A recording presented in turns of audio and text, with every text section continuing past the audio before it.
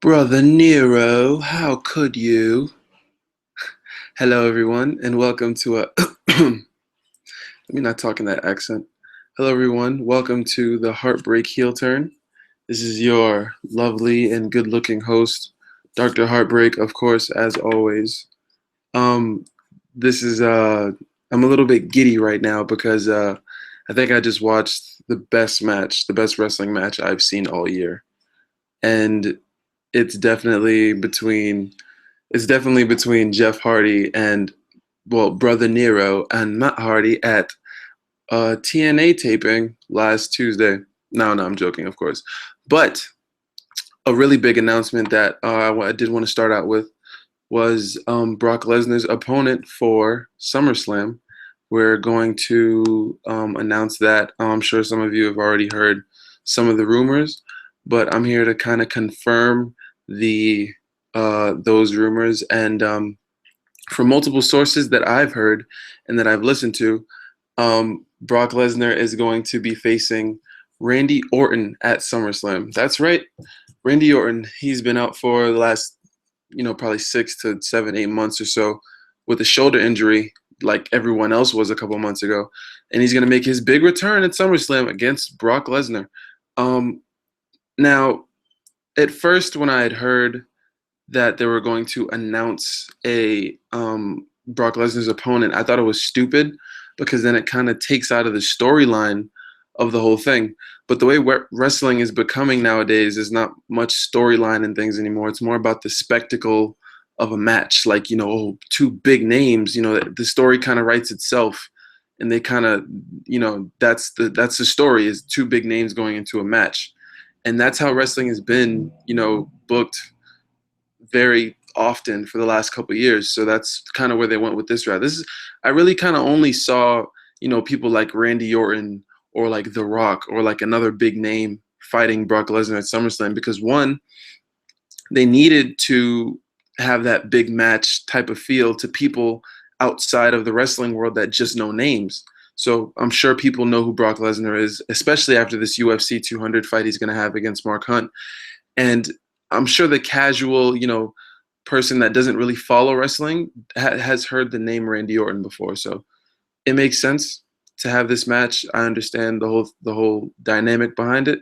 So I'm looking forward to seeing how they're going to take this match and roll with it, because it's going to be pretty interesting to see the dynamic, because we haven't really seen Randy Orton and Brock Lesnar fight maybe ever.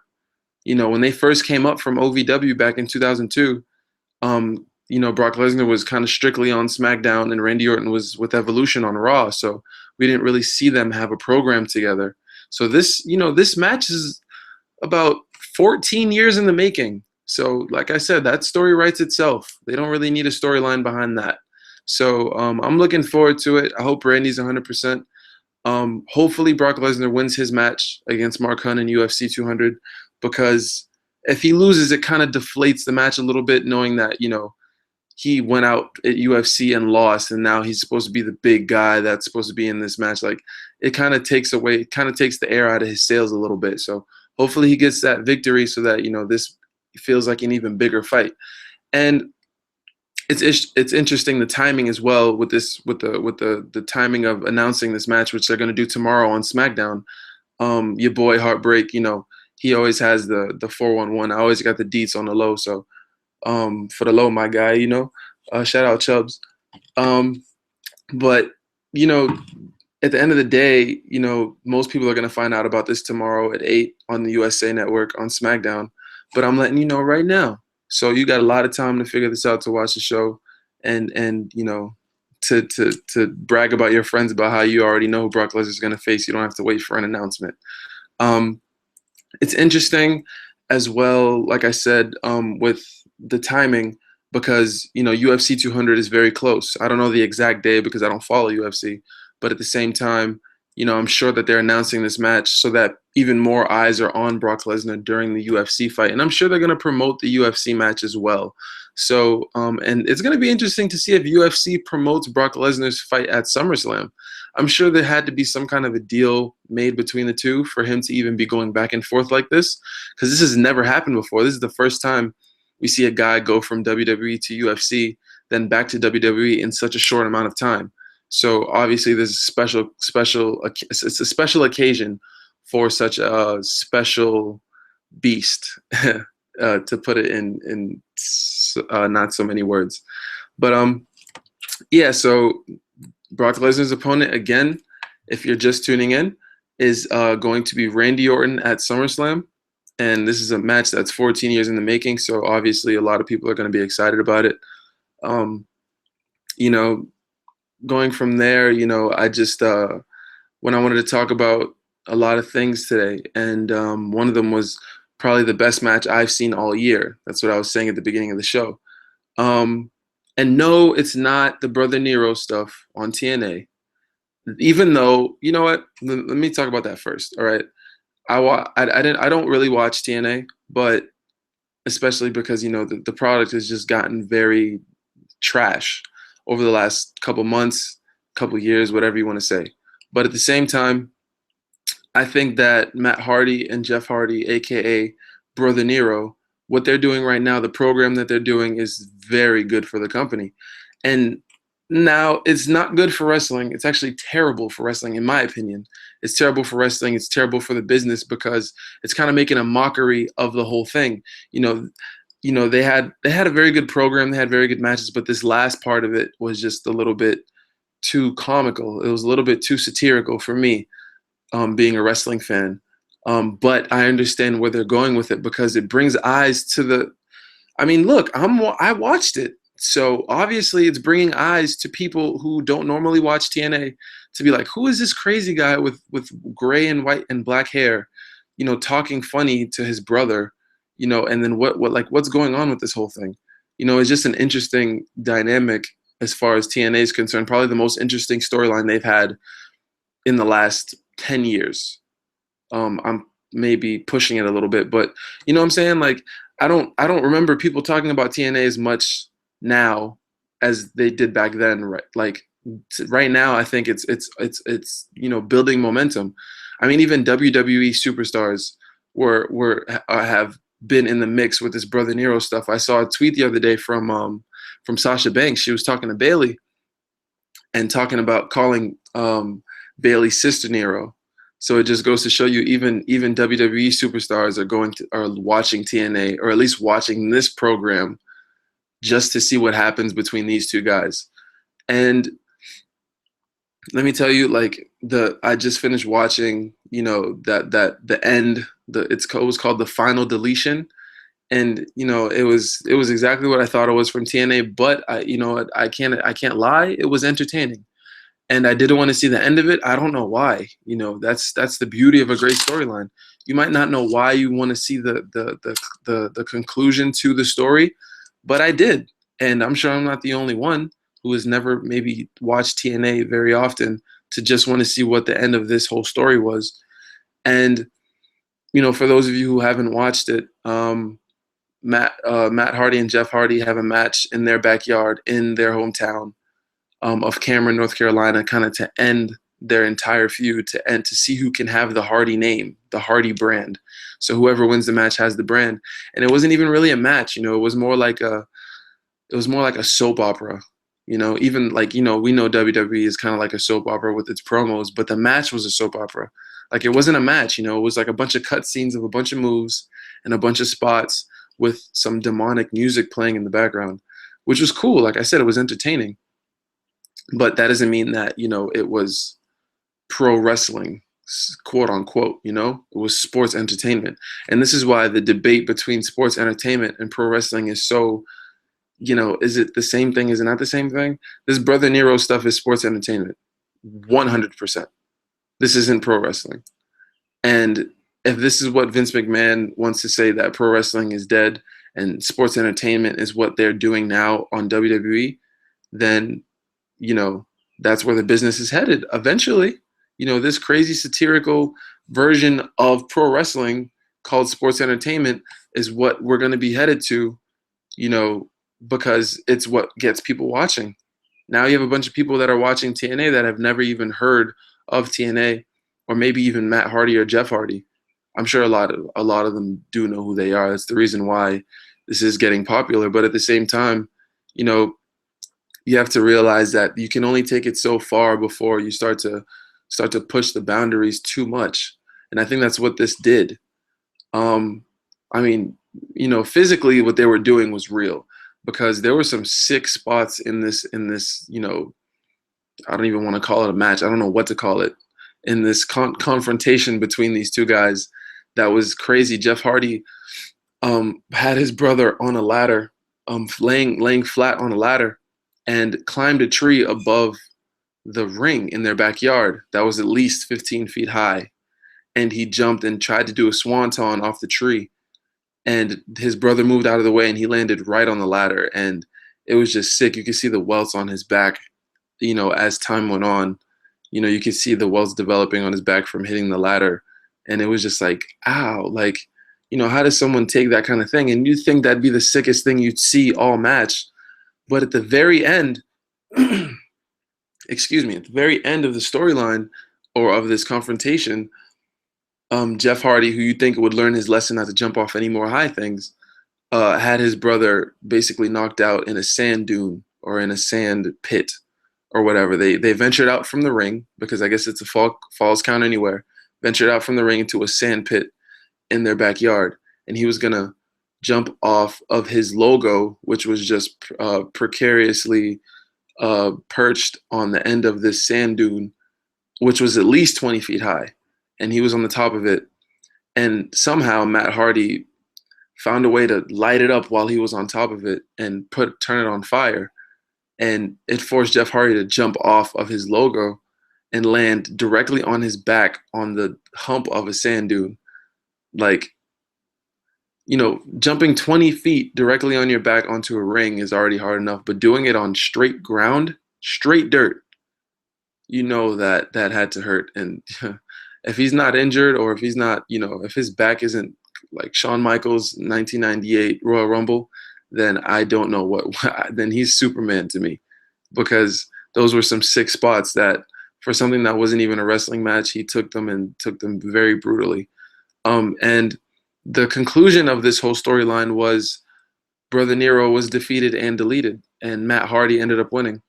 And it was weird because he won because his brother jumped off and basically broke his back on the sand dune, and he pinned him after that.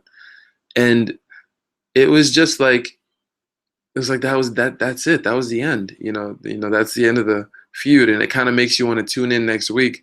And I wish they had said something like that, like, oh, tune in next week to TNA, so that people would actually come back and know what it is that they were watching. And nothing like that. It was just like, oh, that's the end. Final deletion. He's gone. So, a great storyline, I think, because I've actually been following this Brother Nero stuff for a little bit less than a month now. So the only TNA storyline I've been following. So, kudos to them. They got my attention for a little while. I don't know what else they're going to do with this stuff. They said this was the end. I doubt it because it's getting so much publicity.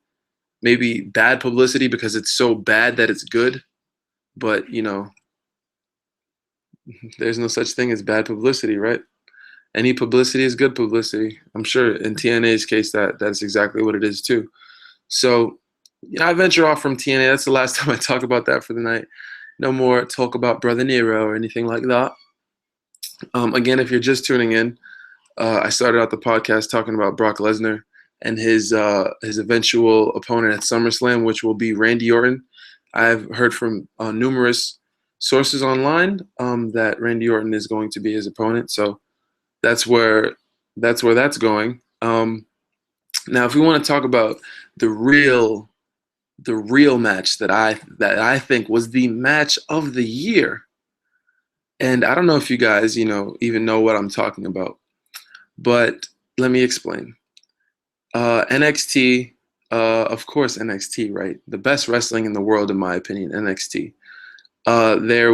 There's two tag teams that are unbelievable down there.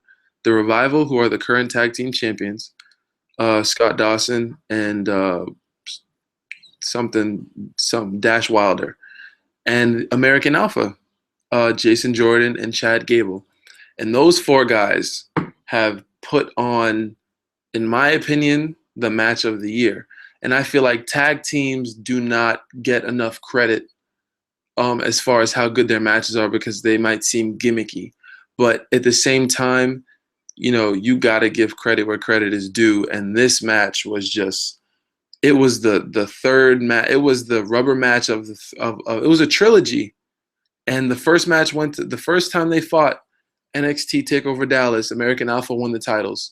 Then they fought again, NXT Takeover um, at Takeover, wherever it was. And the Revival won their tag titles back. And after that, they figured, I figured, okay, they just did that for the sparkle of the night, kind of like when in '98 when Kane won the WWF title from Stone Cold for one night, but then they would get it back. Stone Cold got it back the next night on Raw. So I figured that's what they would do. They would just have Revival win it because they are a great tag team, and then eventually lose it to American Alpha during the final rubber match, the third match. So I figured that's the direction they were going to go with it. And I'll get to the ending later, but from this trilogy to me was like a culmination of just three great, unbelievable matches. And this third one was the best one of all. It was a 2 out of 3 falls match, and it was. And I didn't think they could top the first two because the first two were amazing. They were kind of a toss-up. I couldn't really decide which one was better. I'd probably go with the first one just because it was WrestleMania weekend and the crowd was unbelievable. But this third match, just being at Full Sail University, it didn't matter. It was still amazing. They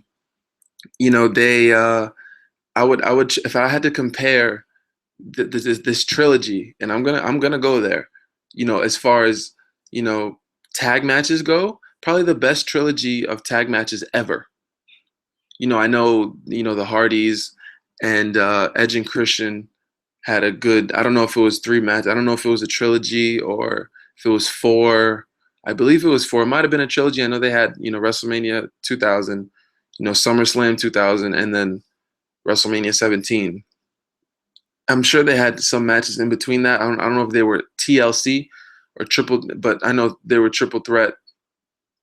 They were triple threat tag matches, so it was 6 people instead of just 4. But as far as the trilogy goes, I think 2 tag teams. This is the best, and it's the tag team trilogy equivalent of a Steamboat and Flair trilogy. And I went there, yeah. Steamboat and Flair back in the 1980s. Their trilogy was probably the most legendary trilogy of all time. Maybe even a CM Punk and Samoa Joe, definitely on that level. If not, definitely that level or a little bit higher than that. But Flair and Steamboat, those 2 trilogies are like the 2 top trilogies I can think of. And this tag team trilogy between American Alpha and the Revival, definitely the tag equivalent of those, because the work that they put in and the spots that they had and things I've never, and it's tough to say that in 2016, spots that you have never seen before be executed so flawlessly. And that's exactly what you've seen with these with the tag matches between these guys, the Revival and American Alpha. I don't care if you have the network. I applaud you if you have it, and I tell you to go get it if you don't. But if you can't afford it or you just don't feel like paying for it, then look up American Alpha and the Revival on YouTube, on wherever it is you want to look it up at, and just watch the first one at Dallas, the second one. But and this third one's probably not going to be online for a couple days because this match just happened tonight. But this third one was the best of all. And in the 5-star matches, man, it's always 5-star matches. It's always hard for me to be like, this is going to be a 5-star match, because they're very rare and they come few and far between. And I think with a 5-star match, the storyline really has to be gravitating for it to be a match like that. The last 5-star match was, as we all know in WWE, was CM Punk and John Cena, 2011 Money in the Bank. And that storyline, to this day, I still go back and just watch that storyline and how it unfolded, because it was so interesting and intriguing to me. And I have a story where, I was at a friend's house one time, and I was on the computer looking up matches. And at this point, I wasn't watching wrestling, and this was like maybe 2012. I had stopped watching wrestling, and everyone knows who John Cena is, though. And I had heard things about a guy named CM Punk, but I didn't really know him that well. But I was on YouTube looking up random stuff, and for some reason, it recommended me to look up, this promo between Cena and CM Punk setting up their Money in the Bank match. And I'm watching this promo, and I'm watching all this stuff happening. And I remember, and I'm with like three other people, and we're watching it on this, and none of us are questioning why we're watching wrestling. We're just watching it, and it was just so, it was so intriguing to be sucked into the storyline in the blink of an eye. And when the promo ended, all of a sudden my ride came, so I had to leave. And as I'm leaving, my friends go, "No, wait. I want to know what happens at the end of the storyline. I want to know who wins the match. I want to know if he leaves with the belt or if." And it was so amazing to me. It was like, wow, wrestling really can still be, still be cool, and people can still be sucked into their storylines. And just, and that was the last 5-star match. I mean, they fucked it up at the end. They fucked up his whole push. But, we all know that. So I'm not going to get into that. It's not why, I started this. It's not why I decided to do this today, to talk about that. But, as far as 5-star matches go, I'm not going to go as far as saying it was a 5-star match. It definitely should be rated better than the first two, because obviously, being the third match of the trilogy, the storyline is further developed. Therefore, people are more invested into it. So it makes sense. But at the end of the day, I believe that 2 out of 3 falls was a better fixation for the casual fan at the end of the day. So hopefully they they continue with this. I don't know if another match would be in the works, because the trilogy just sounds so great. I don't know what the 4 I don't know what you would call 4 in a row. The trilogy sounds good, maybe a quartet, or I don't know, but it sounds stupid. So let's just stick with the trilogy. It was great. We'll stick with that. So that was basically all of NXT. Honestly, there was a match at the beginning with Bayley and Alexa Bliss, and I'm not gonna lie, that match was actually very good.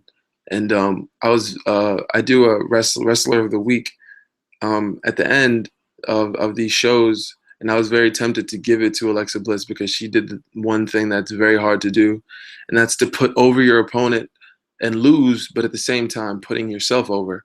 And it was funny because in the middle of the match, it almost seemed like a double turn. People were kind of turning on Bayley a little bit to see, who's this Alexa Bliss character. She's phenomenal in the ring. No, not to steal AJ Styles' thunder, but she is, and I definitely think she deserves, all the praise that she's getting in NXT, and every bit of opportunity that she gets. She deserves it, because the match that she put on with Bayley today was just, even though the American Alpha match, like I said, was the best match probably I've seen all year, that match was a good warm up for it. It warmed the crowd up very well, and it wasn't boring at all. It was quite the contrary. So that was NXT for you. I wish I had as good of things to say about Raw and SmackDown. I'll barely talk about those. Again, if you're just tuning in, this is the Heartbreak Heel Turn. I am your gracious host, Heartbreak, and just to let you guys know, if you didn't hear in the beginning, Brock Lesnar at SummerSlam will face Randy Orton. And I know that the announcement doesn't come until later on in the day today at like 8 o'clock or so on the USA Network, but your boy Heartbreak has some connection, so I know it's Randy Orton. If you don't believe me, you can wait and watch it till later, but I'm letting you know right now so you don't have to put yourself through the pain of watching SmackDown. I think, obviously, when it goes live on July 19th in Worcester, Massachusetts, which I'm going to, and I'm excited for it. Excuse me again. But that's not the point. What I'm trying to say is, after it does go live, I think it's gonna be a must-watch show because of the fact that the rosters will be divided.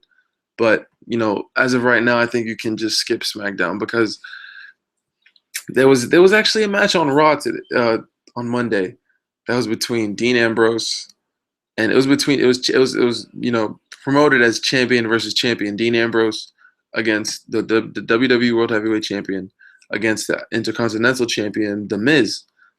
And it would have been cool to see that match. Champion versus champion doesn't happen very often. It's always cool to see. But there were two things wrong about that match. One, Dean Ambrose and The Miz aren't particularly over like, as far as strong champions. They're not really booked as strong champions. The Miz is kind of booked as kind of a weasel, and Dean Ambrose kind of just got the belt, and he only got it because of Money in the Bank, so he's not really looking that strong of a champion. So the match isn't even like a must-see match. And we've seen The Miz and Dean Ambrose before, just them two not as champions. So I think it was a little bit too early to do that. Obviously, I think I expect Dean Ambrose not to be champion very long. So he's not going to have many champion versus champion matches because I don't think he's going to be the champion for very long. But that was the first problem. Those two guys aren't really booked to be very strong. So it wasn't very like, oh my gosh, two titans are battling it out like Shawn and Brett at SummerSlam 92 or, something like that. SummerSlam or Survivor Series 92, sorry. And the second problem with this match was we saw it already. And when I said we saw it recently, I'm not talking about like a month ago. I mean, 5 days before they did this exact same match on Smackdown. Why they repeated it again for Raw, I have no idea. They probably figured no one watches SmackDown, which I should probably stop watching now because they did that. It's kind of like an FU to everyone that watches SmackDown. Like, yeah, you watch SmackDown, we're just going to put the same thing on Raw. So, it doesn't really matter. You're watching SmackDown for no reason, yeah. Yeah, F you guys. Just wait till it goes live. That's kind of disrespectful to me. I think, it was kind of like, I just saw this match and it was the main event of SmackDown and it was the opener of Raw or, somewhere in the middle, whatever. And, and that's another thing, a champion versus champion match, you'd figure would be the main event, but they're so not over. They're not such strong champions that it was in the mid card. That's kind of embarrassing. That kind of shows you right there the state of the champions on currently in WWE. And hopefully that changes soon. I think Battleground will be a grounds for a lot of change. And one of them, in my opinion, is going to be the new world champion. As far as other things on Raw, there was a champion versus champion match. It was the July 4th Independence Day version of Raw. So, there was a lot of hoopla involved with that and a lot of people coming out with their independence gear and pro USA and things like that. Titus O'Neil had a match with Rusev, came out in his best Uncle Sam outfit, and it just looked terrible on him because he's supposed to be a big, strong guy, and he comes out looking like a guy you see on the corner, promoting tires or something like that because of his goofy Uncle Sam outfit. And then he proceeds to lose to Rusev again. It's just, why? And then, they had a funny one. They had a funny version with Social Outcast coming dressed up as like, Minutemen and things like that, and losing to Enzo and Cass pretty handily. I was just a little bit concerned because I figured I didn't want Enzo and Cass to be in a feud with the Social Outcast because I felt like they had a higher ceiling than that, as I'm sure a lot of other people felt as well. And, we were right. They did later on Raw. They actually interfered and helped out John Cena in their promo with the Club, and the Club came out, and I gotta give it to them, man. I think they're so much better together than they were apart. I think they're just like, I think if they're gonna split the brands and have two separate world titles, I think AJ Styles is a shoo-in for being champion, whichever brand he goes to, because I think he can definitely hold his own, and especially with the Club behind him, he's a revolutionary as far as his in-ring work already, and he's showing that he can hold his own on his promos. And this was probably his best, in my opinion, his best promo he's had since he's come here on Raw. And it was with the club, and they were just talking about how they were going to beat up John Cena, and they were saying, yeah, every time, what are you going to do tomorrow? I'm going to go to the gym, and then I'm going to beat up John Cena. Like, it was very entertaining. It was very funny. And Luke Gallows and Carl Anderson too. Those guys have pretty good comedic timing when they're with their friends, I assume, with the camaraderie that they have being in Japan together and the Bullet Club. They they just know how to push each other the right way to get the best out of each other, and that's always great to see chemistry from backstage come out on camera. And I think they need to do that more. I think it's been successful so far. We see that happen with the New Day.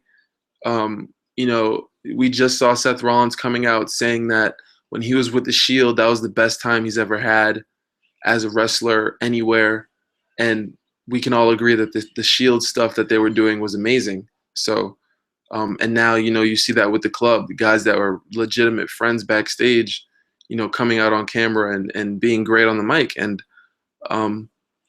hopefully they do that more, because it's entertaining to watch. And I think that the whole show can benefit from things like that. Obviously you got to do it with people that are good at it, but you can't just have people that are random friends backstage, come out on live television.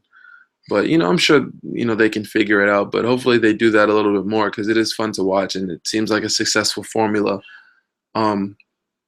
so far. So, but yeah, so they came out, had their little funny promo, and then proceeded to beat John Cena up again. But this time Enzo and Cass came and decided to help Cena, because apparently no one else, I guess they haven't known Cena long enough to know that he does bury people. And so they're willing to help for the time being. But a lot of the promo that the club was talking about was trying to explain that nobody in the back likes John Cena, so nobody came to help him every time he got beat up. And obviously it was setting up for someone to come out and help him. But at the same time, they picked the right guys. I think they picked the right guys, definitely, because one, they're new, so in storyline it makes sense, because they don't know Cena like that very well. And two, they're trying to bring them over. They're trying to get them even more over, and how better to do that than to put them with put them with the face of the company against the biggest heel faction in the company. They're just dropping them right in a great position, and I hope they take advantage of it. Other things that happened on Raw. Seth Rollins had a match with Dolph Ziggler, and it was the basis on the match was because Ziggler wanted to show that he was just as good as Rollins, and it was a good match. It was all right. Dean Ambrose was on commentary, and it made it very funny, so that was a good thing. They brought Vicky Guerrero out, and this whole thing with past GMs and making fun of them, I'm not much of a fan of. I kind of feel bad for them, especially Teddy Long. When Teddy Long came out and did what he had to do, I don't know how much he paid him, but they had to pay him a lot, because they would have had to pay me a lot, or I wouldn't have done it, because that was very embarrassing to see what they had reduced Teddy Long to.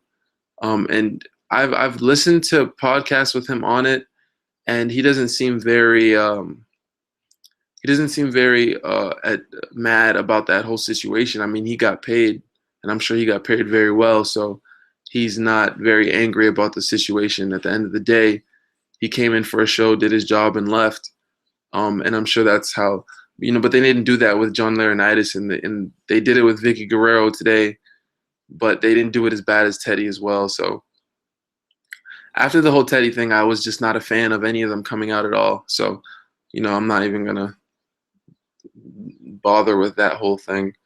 The New Day had another promo coming out and basically making fun of the Wyatts the week before on Raw. So they come out now, and the Wyatts invited them to their complex over in the middle of West Bubble, bleh, And this is probably the most intriguing storyline that they've had all year. And it kind of tugs on your heartstrings, man. Uh, it's sad because we might see the end of the New Day, and I know some people are very happy to see that. Um, I myself am not, because it was one of the more entertaining things of the past 2 years, and it was one of the only reasons why I was watching Raw for for a couple months, just because of the New Day promos. They were kind of carrying the show themselves for a while there, and it would just be sad to see them separate the way it is, because the way it's looking right now, Xavier Woods is he's not really feeling this whole Wyatt thing, and he doesn't want to go against them. But Big E and Kofi are very up for the challenge, and there's this little thing that apparently Bray Wyatt knows about Xavier, and he's very reluctant to confront the Wyatt family. So he said, I saw a backstage interview on their YouTube page, and he said that he would go to the complex with his brothers, but he doesn't like the decision that they're doing. And I don't think this is leading to them having Xavier join the Wyatts or anything like that. I think this is just kind of having Xavier slowly separate and create a character on his own, and separate from the New Day, because we all know Kofi had a very successful career on his own. Big E was Intercontinental Champion on his own. Even though he didn't have much of a personality, he was just a big, strong guy who was the backup to Dolph Ziggler at the time. But Xavier was kind of the odd man out. He wasn't really very established in WWE as a legitimate wrestler, and those stupid shoes that he wears doesn't do him any favors. But nonetheless, I think they owe it to him with the greatness he's done on the New Day, on the mic, and the ideas he's come up with, to give him a shot at being a great singles wrestler, which I think he can be very good at, because even though I said I wasn't going to bring TNA up again, he was on TNA, and he was a very good solo wrestler on TNA. So I'm sure that will and on NXT as well. So I'm sure that will translate. I'm sure that, I'm sure he hasn't lost a step at all. He's a very young guy. So I just want to see him get a chance at a singles chance of competing, and not getting lost in the translation of Big E and Kofi, who are by far, the two biggest cogs in the New Day. And obviously without Xavier, it doesn't feel the same, because I remember when he got hurt for a month, they did a pay-per-view without him. It might have been Hell in the Cell, if I'm correct. They did it without Xavier, and it didn't feel the same. It didn't feel like the same New Day. It felt kind of like, oh, good thing Xavier is going to come back, because if it was just these two guys, this bit wouldn't work. And it's true, it wouldn't work, which is why, since we already seen that for the very short time that it was happening, to see that if he separates now, it's kind of like, no, we don't want that to happen. Or, I mean, either way, either side of the fence that you're on, you're still emotionally invested in the New Day, whether you hate them or whether you like them, which is the point. You care about them. It's better than not caring, which is why this is happening. So, it's going to be interesting to see what they do with them after this. I don't really see them kind of teasing this breakup and then them not to do it without any repercussions. So obviously, after Battleground, things aren't going to be the same with the New Day. So we'll see where it goes from there. We'll see if it's even the match that they have is even for the tag titles. I doubt it, but it's going to be an interesting and very, very interesting pay-per-view, I can say, at least. The rest of Raw, I know I didn't bring this up, but the beginning of Raw was actually very cool to me. They had a potluck. I don't know if they do this very often, because I don't really watch the 4th of July episodes. And I had to catch up to watch this one, because obviously I was out doing regular things, watching fireworks like regular people. I wasn't watching Raw. But they did have an opening food fight segment, or an opening segment with, I kind of spoiled it, but an opening segment where they were all eating like, their Thanksgiving, 4th of July meals with, like, the whole locker room really, and they were all doing their separate things, and it was cool to see them, separate people from their personalities. And the New Day was just kind of in a corner goofing off. You had Apollo Crews and Cesaro in an arm wrestling match, like, little things like that. And then the Miz comes out being the dick that he is, and then a food fight starts to happen, and it was just cool, just to see those guys have fun and not be under so much pressure, because I'm sure there wasn't that much pressure to be in a food fight. And they all seemed to enjoy it, even at the end when they were all leaving, walking out of the shot. They all were smiles on their face with mashed potato in their mouth and on their hair and everything. It seemed like they all enjoyed themselves. So it was good to see that. It was good to see that they had a chance to be on TV without having so much pressure on them. And that was fun. I know some people don't really like that kind of stuff because they're in to watch a wrestling show and not to watch, stupid shenanigans. But it was cool for me to see. And that's my opinion. So it is what it is.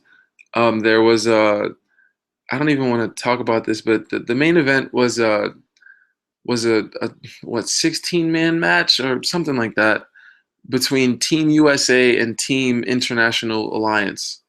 The people on the USA team, I'm not even gonna name. Well, I'll try, because there's 16 people, so I don't know if I can remember all of them. But it was Swagger, Mark Henry, Big Show, Kane, Zack Ryder, and that's all that was important. And on Team Alliance, Sami Zayn, all the Canadians, Sami Zayn, Chris Jericho, Kevin Owens. Then there was Cesaro, the Swiss man, the 3 Mexicans, Alberto Del Rio, and the 2 Lucha Dragons. And I think that's 8 right there. And it, the match was whatever. People, it was like, oh, just kind of do your spot, and because it was an elimination match, so you can imagine there were very stupid eliminations in it that I won't even get into. But at the end, which is the important part, obviously, the end of the show, Team USA won. But how they won was Zack Ryder, who has been jobbing out to people left and right on Raw, SmackDown, 2 times a week, to whoever it is, Baron Corbin, Sheamus, whoever it was. He gets the victory with the elbow, his top rope elbow drop, and he gets the victory. And I was like, wow, is this going to be another push for Zack Ryder, or is it going to be, he gets his moment again, kind of like at WrestleMania, and then they just kind of crap on him for the rest of the time. But for you all that haven't seen SmackDown yet, and I have, again, I have the hookup. Like I said, I know what it is. But for people that haven't seen, that are going to watch SmackDown later on tonight, Zack Ryder was one of my more favorite parts of SmackDown. He went up against Sheamus, and he comes out. And if you listened to this podcast before, you would know that I said that I hate. I think Zack Ryder's a great wrestler. He's tried really hard to get himself over, but his theme song sucks. And I always wanted it to be something different. And guess what? If you tune into SmackDown, now that's a reason to tune into SmackDown, because I already told you who Brock Lesnar is going to fight.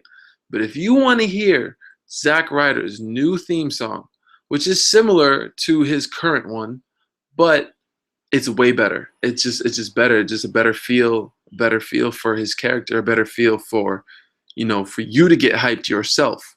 You couldn't really get hyped to that stupid other song that he had. And I just think that it's a way better song, and that alone is the only reason for you to tune into SmackDown tonight.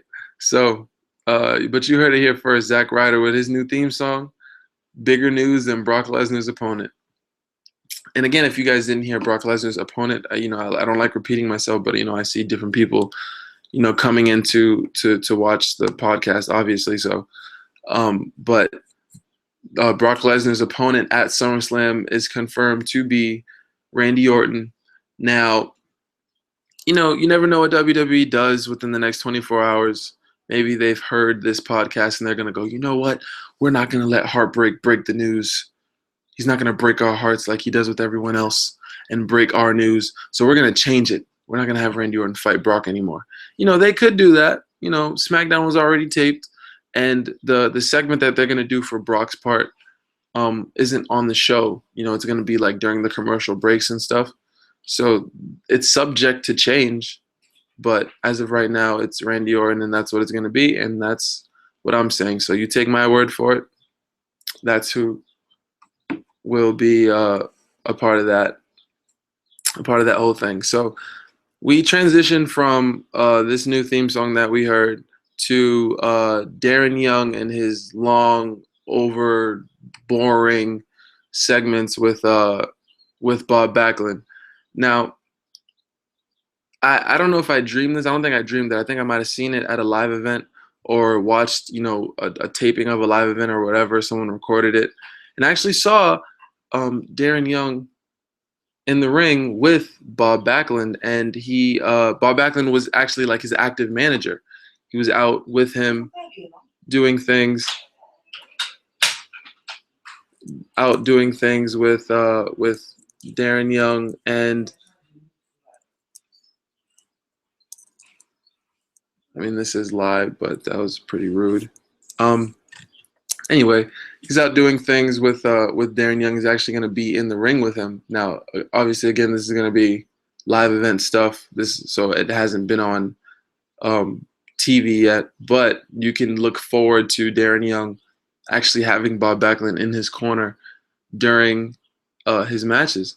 And an interesting thing, for this promo that they had on SmackDown, I believe, was that you're going to see tonight was Bob Backlund gave him the okay to use his finisher, the crossface chicken wing, because he had a finisher called the gut check, but he didn't have a submission. So Bob Backlund thought it'd be okay to give him the crossface chicken wing. So there's another dynamic in that whole frenzy that we want to call a friendship between those two.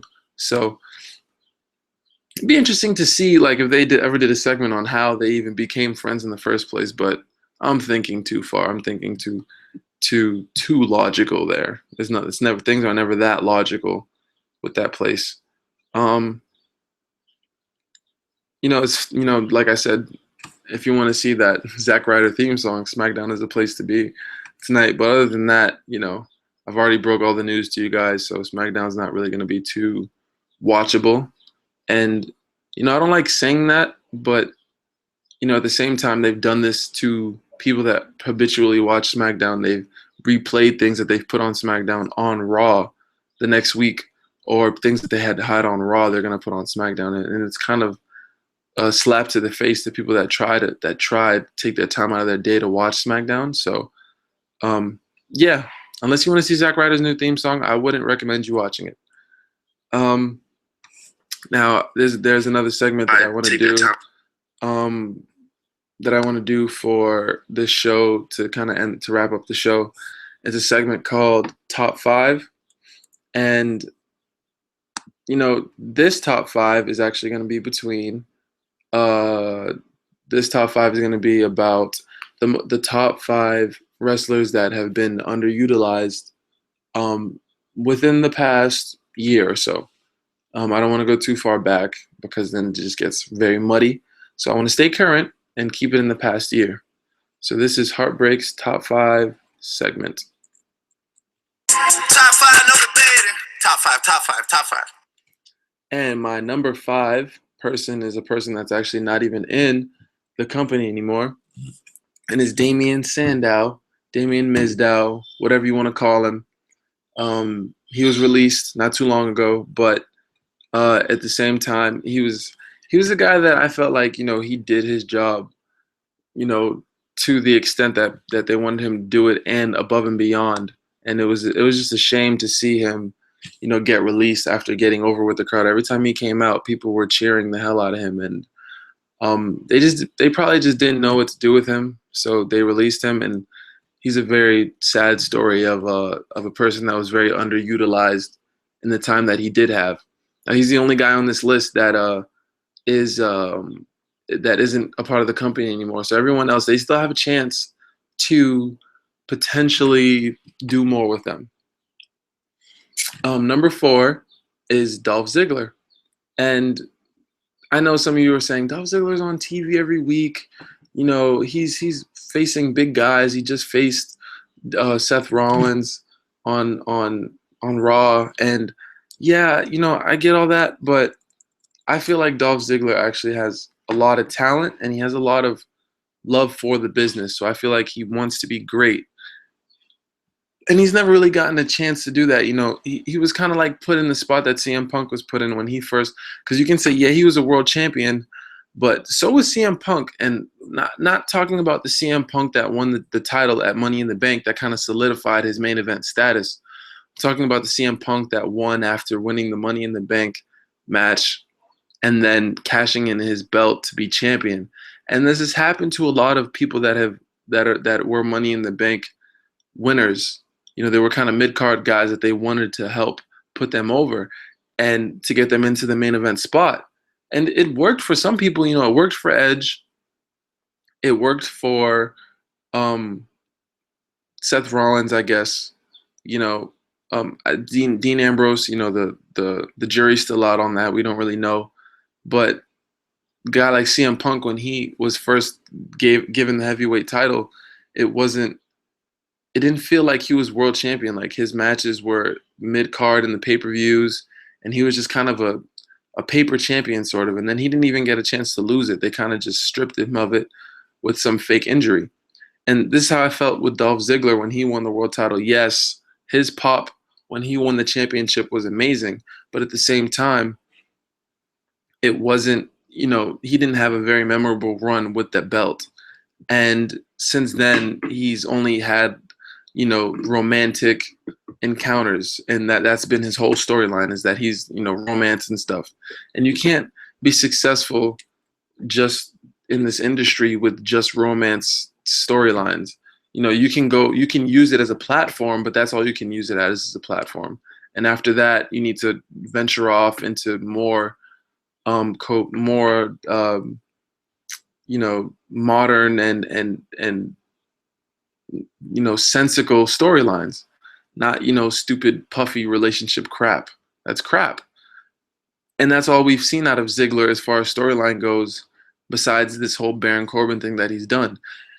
And, you know, it was funny because, you know, as I was watching his match with Seth Rollins, you know, I was watching it with someone and they were saying, yeah, Dolph Ziggler hasn't won a match in like 3 years. Like, that's how it's felt. He hasn't won a match in forever. He had just beat Baron Corbin at the pay-per-view a couple weeks ago.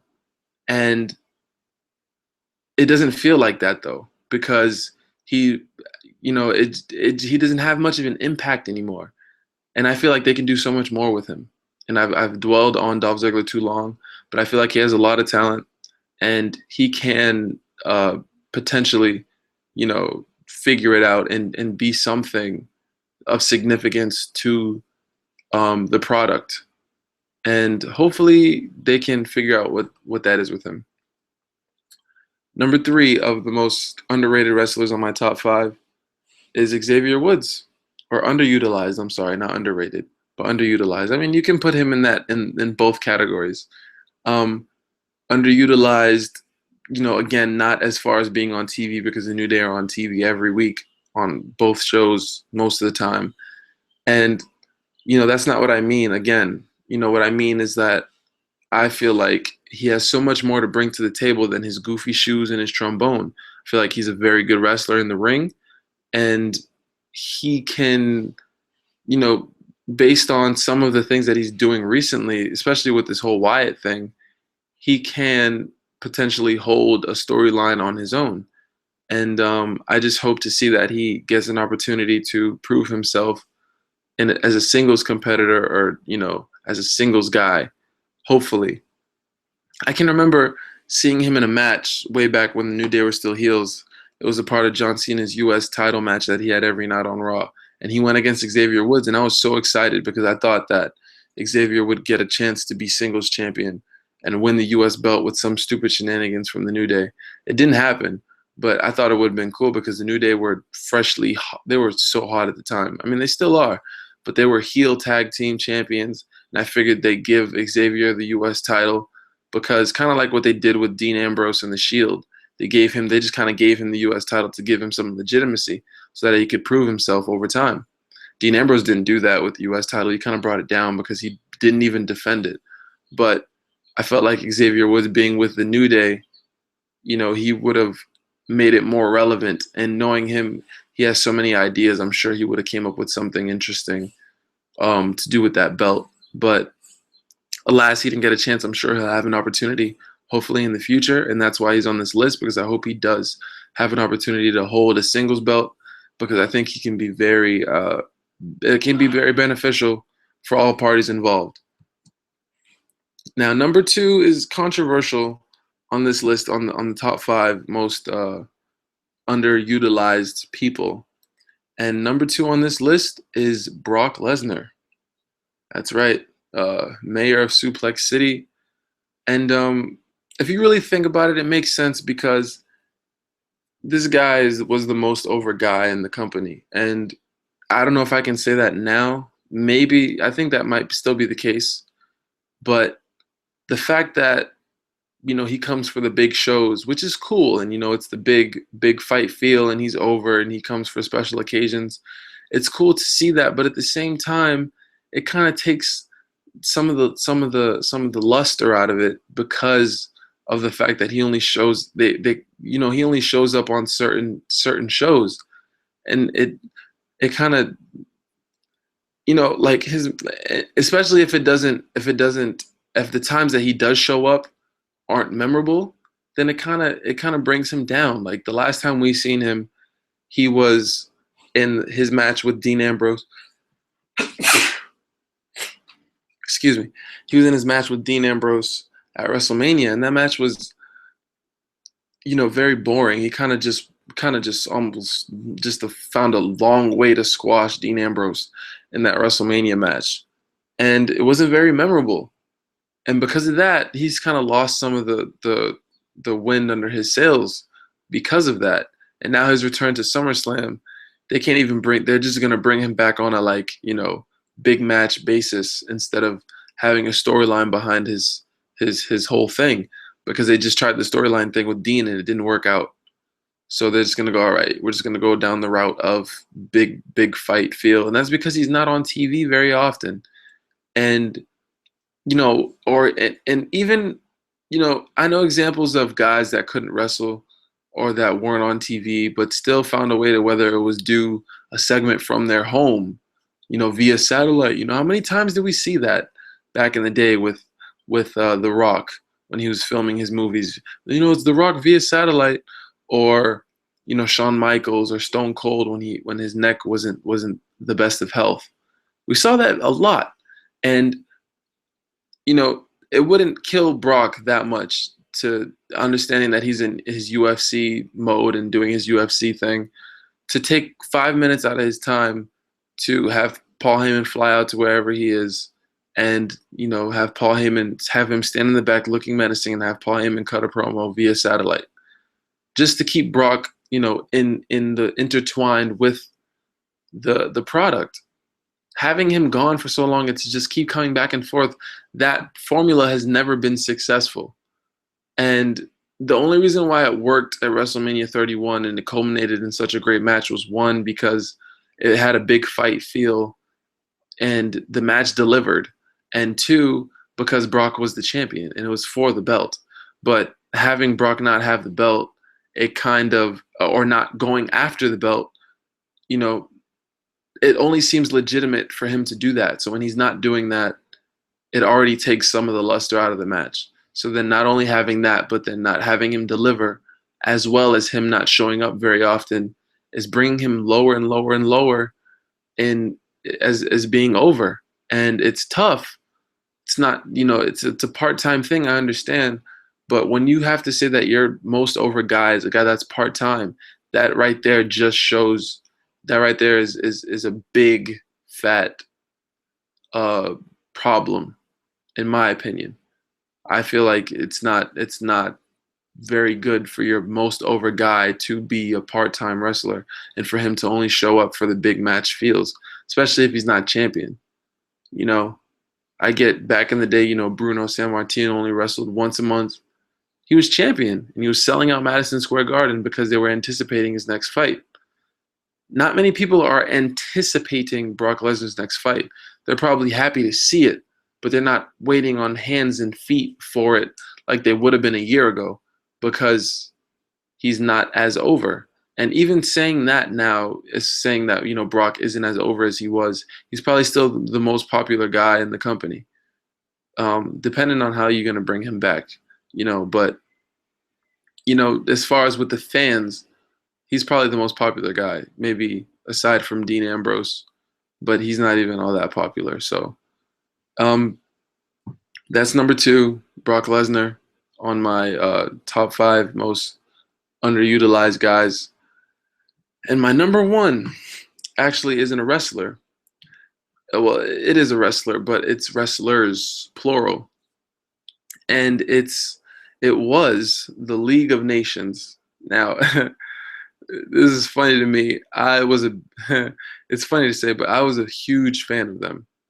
And not a huge fan of them winning against the New Day at WrestleMania. I was a huge fan of their potential. And what I never understood about their whole thing was if they knew they were going to give Sheamus the belt eventually because he won Money in the Bank, why didn't they start this whole thing before he beat? Because they didn't start this whole League of Nations thing until after Sheamus became champion. And it kind of just seemed like, oh, they're only doing it because he's champion. Then once Roman beats him, it's kind of like, all right, these guys are just an afterthought now. But I thought they had a lot of potential with them because those are guys that were, all 4 of them were very legitimate. 1, they were very entertaining separately. So having them together, they were all separately, they were all, like I said, legitimate, and they were entertaining separately. So imagine together, if they had the time and the time and the place on TV to come out and just be themselves, or be those 4 guys from different countries with their different personalities, but coming together to be a League of Nations.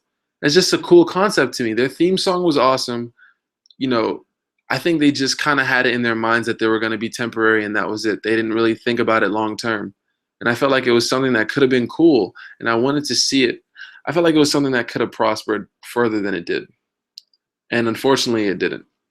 And the culmination of that whole thing, to me, was at WrestleMania, actually, when the New Day came out in their big old cereal box dressed up as Saiyans, Super Saiyans, and the League of Nations just came out to their music.